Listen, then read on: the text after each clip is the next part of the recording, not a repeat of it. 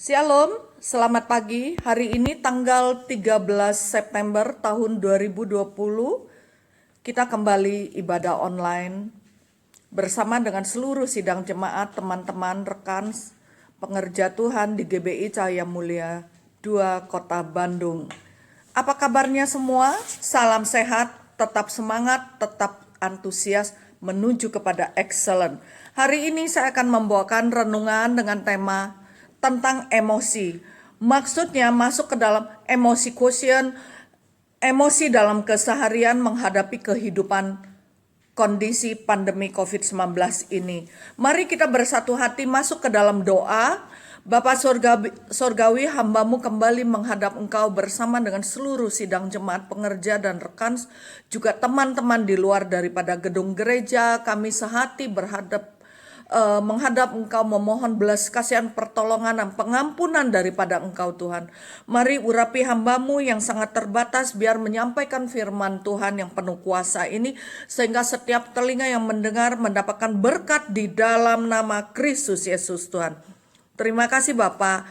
Haleluya, di dalam nama Yesus. Amin. Kita baca segera di Efesus pasal 4 ayat 26 dan ayat 31. Demikian firman Tuhan. Efesus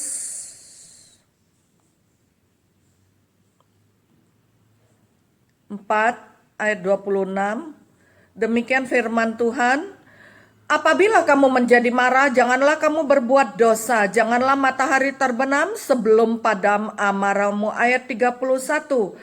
Segala kepahitan, kegeraman, kemarahan, pertikaian, dan fitnah hendaklah dibuang dari antara kamu.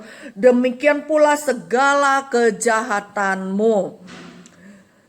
Demikian pula segala kejahatan. Hari ini kita mau merenungkan khusus satu topik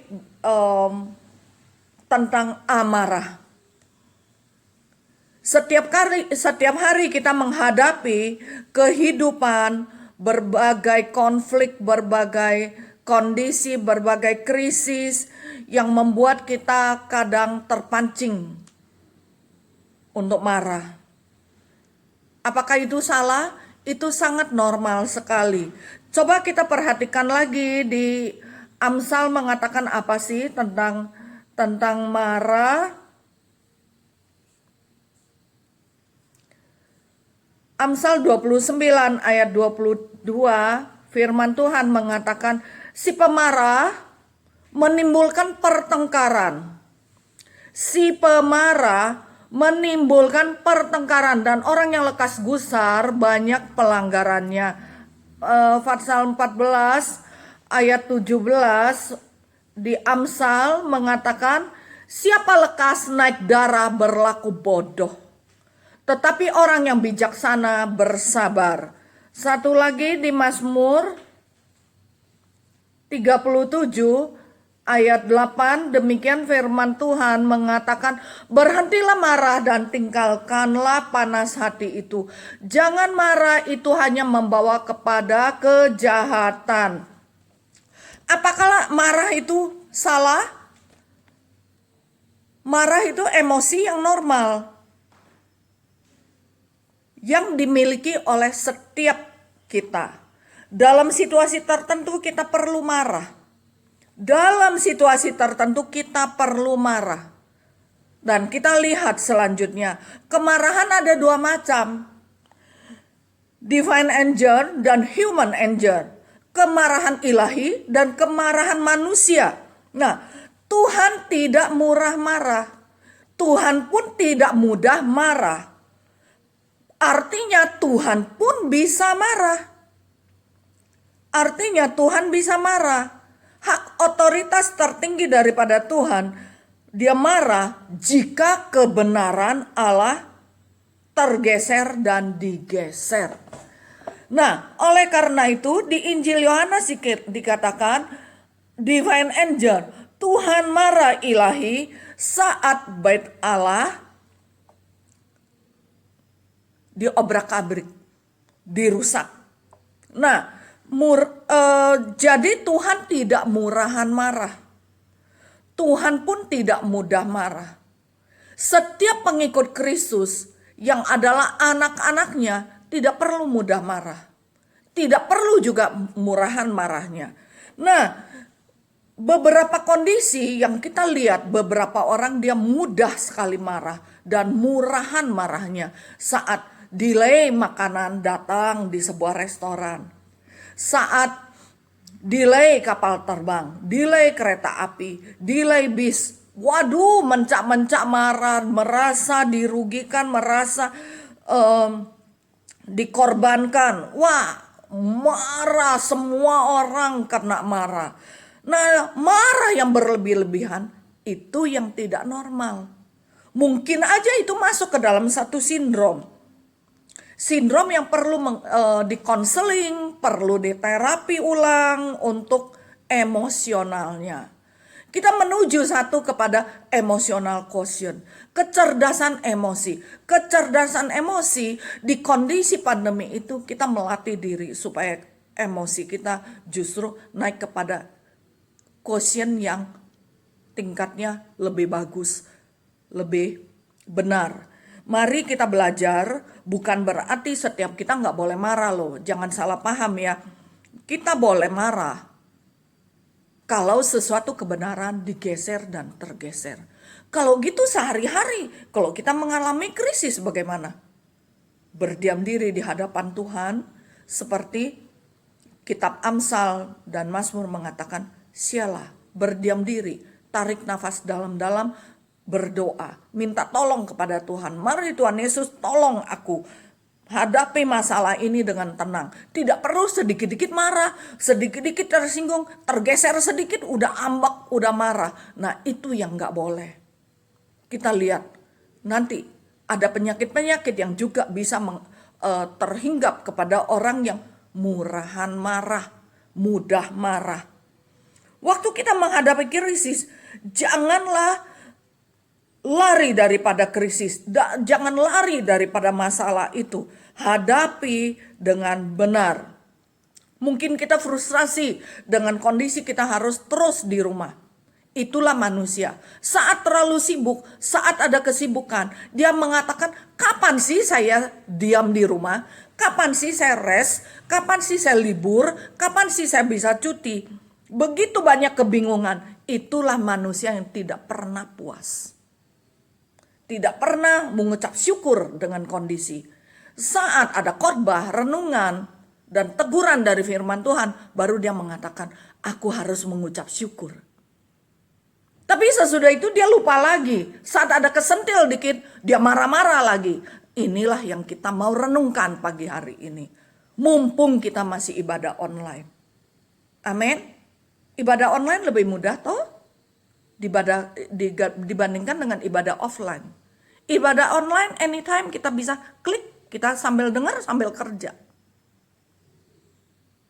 Nah ini yang kita mau renungkan. Jangan hadapi masalah dengan gerusah-gerusu. Dikit-dikit ngomel marah. Kita mau menghadapi masalah dengan tenang. Mau menghadapi kondisi dengan sungguh-sungguh berlutut di hadapan Tuhan dan berdoa. Mengucap syukur karena ada masalah, saya lari kepada Tuhan. Bukan lari kepada marah. Amin. Bersyukur kalau pagi hari ini setiap kita juga ditegur oleh firman Tuhan. Amin. Ternyata marah mendatangkan banyak kerugian dan kehancuran. Banyak yang hancur saat kita marah. Pertama, kita lari daripada tanggung jawab kita. Kedua, emosi quotient, kecerdasan emosi kita ternyata sangat rendah. Itulah bahaya daripada marah. Cenderung menyerang orang lain. Cenderung menyerang orang lain. Saya ambil satu tokoh Alkitab. Kain karena dia marah. Marahnya terpancing karena sirik iri kepada adiknya. Dia lari kepada sesuatu yang menghancurkan, merusak kehidupan dirinya sendiri. Cenderung bertindak kasar, cenderung menyerang orang lain. Baik menyerang secara verbal maupun menyerang kepada secara fisik. Itu yang dilakukan oleh Kain. Kedua, kita perhatikan Saul karena dia marah. juga terpancing karena iri hati, tidak puas dengan sesuatu. Dia menyerang Daud. Itu kita perhatikan ya. Dan ternyata Harvard Medical School dia meriset daripada 1623 orang kemarahan mengandung dan menggandakan resiko serangan jantung dibandingkan dengan orang yang bisa mengendalikan kemarahannya. Hati-hati, jangan sekali kita habis deh kena serangan jantung. Oleh karena itu, kuasailah emosimu, kuasailah, kendalikan semua amarah itu. Salurkan kepada sesuatu yang lebih positif. Misalnya sampaikan dengan cara tenang. Renungkan dulu akibat daripada kalau engkau marah. Inilah, kemarahan juga berhubungan dengan frustrasi. Kemarahan juga berhubungan dengan stres, dengan sakit punggung. Itu yang daripada riset daripada Harvard Medical School. Kondisi pandemi saat ini memang membawa kita kepada satu kegamangan. Kita bingung dengan masa depan kita. Kita bingung apa yang akan terjadi di depan. Karena tahun lalu kita tenang-tenang. Betul nggak? Program gereja sepanjang tahun 2020. Semua harus ditunda. Mungkin kita program pekerjaan kita sepanjang tahun 2020. Semua harus ditunda. Mungkin kita sedang menginvestasikan sesuatu di tahun 2020. Semua harus dihentikan. Dialokasikan atau didiamkan, bahkan ditutup. Membuat kita merasakan di depan kita semua abu-abu. Di depan kita hujan besar, tidak bisa melihat, tidak bisa tembus pandang apa yang akan terjadi tahun depan atau bulan depan dengan kondisi pandemi COVID-19 ini. Itu yang membuat sesuatu peperangan mental, peperangan batin yang membawa kita mungkin bisa kepada frustrasi atau stres. Pagi hari ini saya ajak setiap kita merenungkan dan berlututlah di hadapan Tuhan.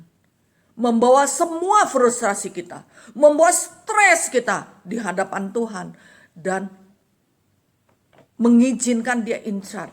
Saya yakin dan percaya, saya sangat yakin. Rancangan Tuhan tetap damai sejahtera, bukan kecelakaan.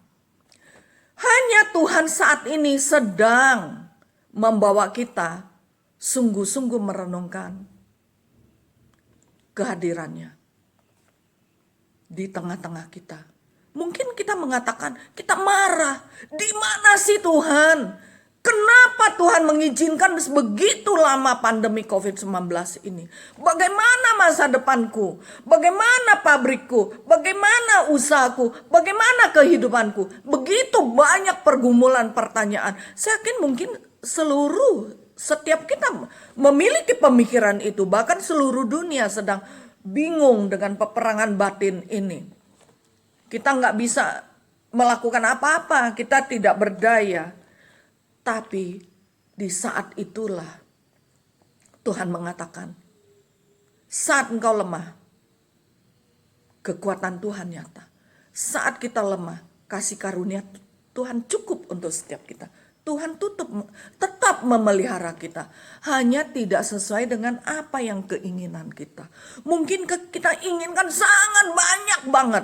Tuhan mengatakan cukup segitu. Kita tetap hidup. Amin. Itulah Tuhan yang mau mengajak kita tidak serakah. Kita marah.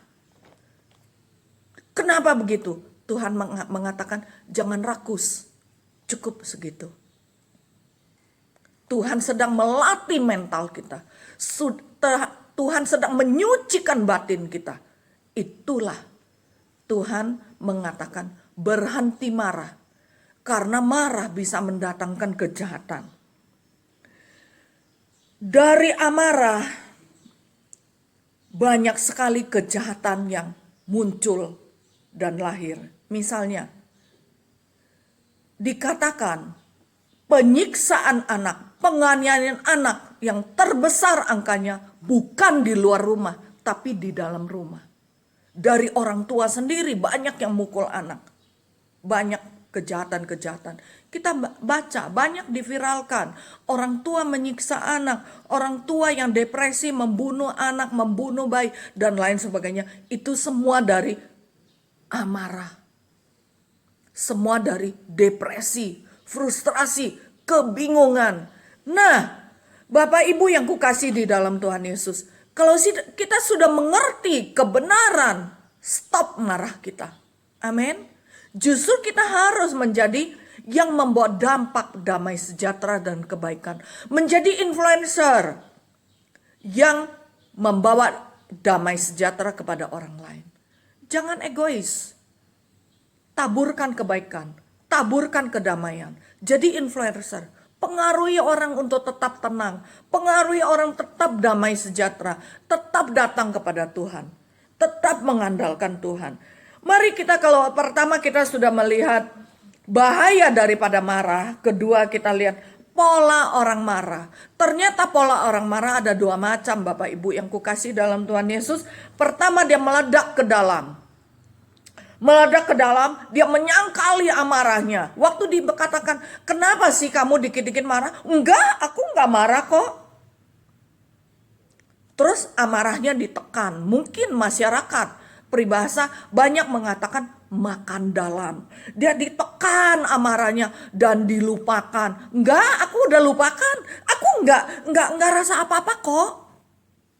Padahal itu amarah yang meledak ke dalam.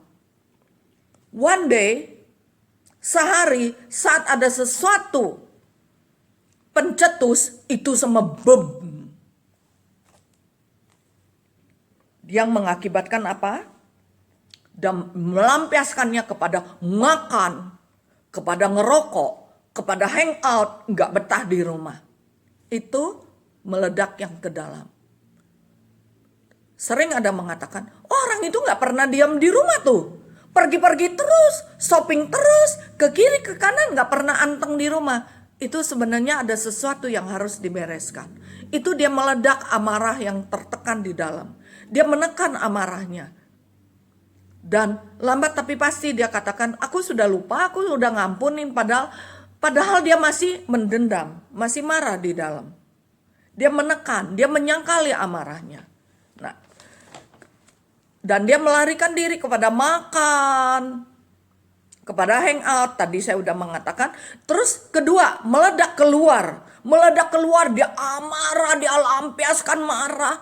Kemarahannya dengan memukul, merusak barang, berteriak, memaki-maki. Dan orang mengatakan orang itu stres. Ini yang kita mau merenungkan. Bapak Ibu yang kukasih dalam Tuhan, semua itu bisa transferan kepada orang lain. Misalnya, ada satu bapak-bapak atau ibu-ibu, dia marah, ngamuk-ngamuk, hancurkan barang. Dia transferan itu kepada anak-anaknya. Anak-anaknya mendapatkan contoh yang buruk. Atau tiba-tiba anaknya juga ikut ngamuk-ngamuk, ikut marah-marah. Transferan kepada anak. Transferan kepada istri. Transferan kepada suami. Transferan kepada seisi rumah. Dan seisi rumah ikut marah-marah. Jadi ternyata marah yang meledak ke dalam maupun meledak keluar bisa transferan. Hati-hati itu. Hari ini kita sudah belajar, kita sudah merenungkan tentang kecerdasan emosi. Satu, kita ambil tentang topik marah. Berhenti marah, karena amarah, panas hati bisa mendatangkan kejahatan. Kita lanjut.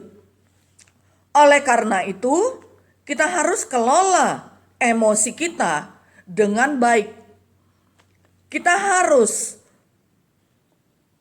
mengajak yang marah itu mencari akar masalah kemarahannya. Kalau dia jawab, aku udah nggak apa-apa kok, aku udah lega. Stop dulu.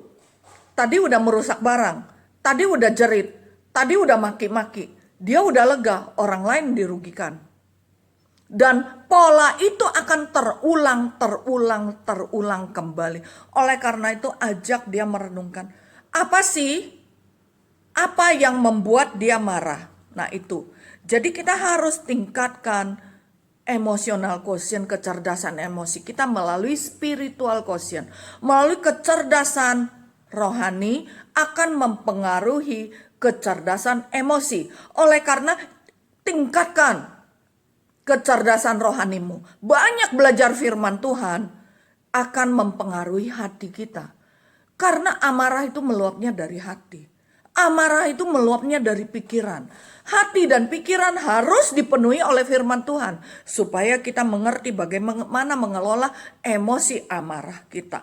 Nah, ini yang ada sesuatu hal. Bisa jadi orang itu selalu marah-marah karena masa kecilnya banyak mengalami kelukaan masa kecil. Mungkin dia teraniaya emosinya, teraniaya batinnya, teraniaya oleh perkataan verbal dari orang tuanya, dari saudaranya yang membuat dia marah, tapi dia terpendam. Nah, itu pun harus diselesaikan. Itu kalau diselesaikan, sisa-sisa kemarahan masa kecil, masa remaja, itu akan membuat dia menjadi orang merdeka. Akan membuat dia memiliki kecerdasan emosi yang tinggi, kecerdasan emosional yang tinggi. Kalau masa kecil, luka-luka itu, akar masalah itu tidak diselesaikan, Bapak Ibu, kita akan mendapatkan keluarga, anggota keluarga, anak yang minder. Anak yang minder, harga dirinya rendah, cepat tersinggung, tidak percaya diri. Nah, kita hari ini merenungkan hal-hal itu. Oleh karena itu, anak yang sudah minder, harga dirinya rendah, dan tidak percaya diri, selalu sulit menyampaikan apa sih yang dia mau sampaikan. Tergagap-gagap atau dikit-dikit meledak, gampang curiga kepada orang lain, tidak percaya kepada orang lain. Dan yang kita perhatikan, dia nggak ada teman. Mungkin aja dia terlalu pilih teman atau orang lain yang tidak sukai dia. Nah, jadi kita harus memperhatikan hal-hal yang seperti tadi di atas. Kalau nggak bisa dikonseling bagaimana? Kalau tidak bisa diselesaikan bagaimana? Minta anak itu tulis di diary-nya. Peristiwa-peristiwa apa? Tulis pengalaman-pengalamannya dan didoakan.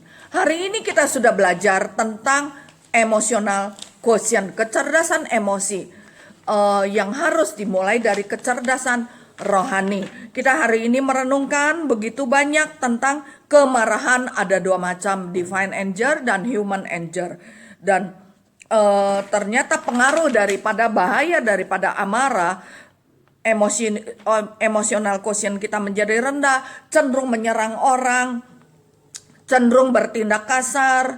Dan kita tahu pola daripada orang marah ada dua macam, meledak ke dalam dan meledak keluar. Dan semua itu harus diselesaikan dengan benar dan baik dan mencari akar masalahnya. Dan kita tidak mau kalau tidak diselesaikan mengakibatkan anggota keluarga kita, anak kita menjadi anak yang minder, menjadi anak yang harga dirinya rendah, menjadi anak yang cepat tersinggung, menjadi anak yang tidak bisa menyalurkan apa sih yang dia mau sampaikan. Oleh karena itu tetap hati-hati berkata-kata terhadap anak kita.